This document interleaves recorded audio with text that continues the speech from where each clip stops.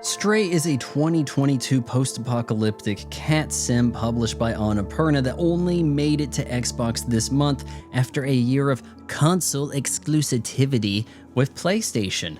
Players take on the role of an orange tabby separated from his or her colony, guide your kitty through the remnants of a post-human society, or just be a cat. And before we get into it, I want to give a quick mention to my buddies over at Caldera Lab, makers of the finest skincare for the organic being, such as the Icon. Use my promo code FRY15 to save 15% at checkout.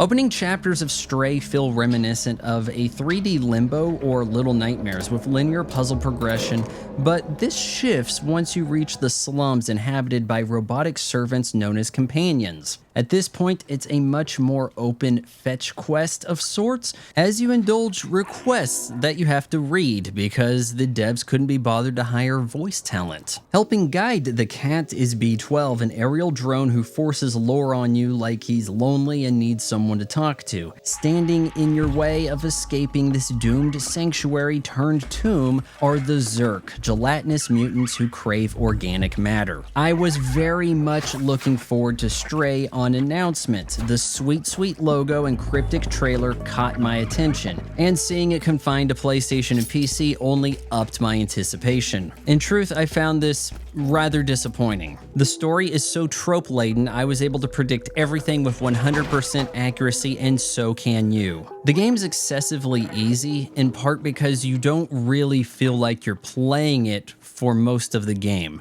In order to better understand this, Annapurna usually makes these walking sims and they have an interesting narrative element. This one really doesn't. But the point is that their games are typically very accessible.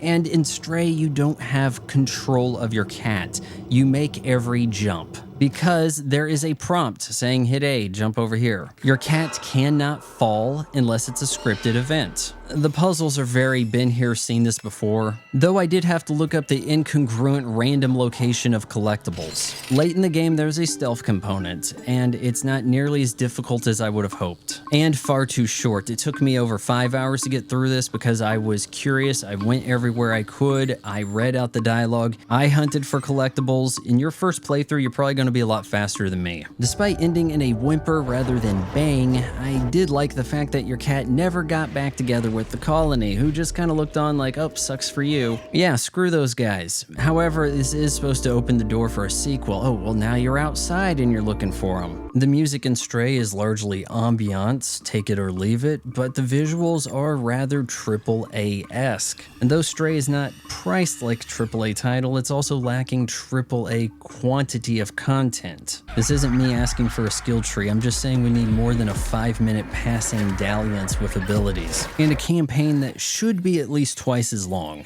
There is a bit of an issue with being a cat in a game in a realistic fashion. You don't really have a personality. Instead, you're just this reciprocal to be fed story, sort of like a limited Claude from GTA 3. If you were looking for Cyberpunk, Little Nightmares, Metal Gear Solid as a cat, Stray does not live up to that mix. Though obviously it's way better than launch Cyberpunk 2077 on Xbox One. That is an abomination. I give Stray, as played on the Xbox Series X, though let's be real here, this game should have been called Feral because a stray cat was once domesticated and this cat never had an owner. A 7.1 out of 10.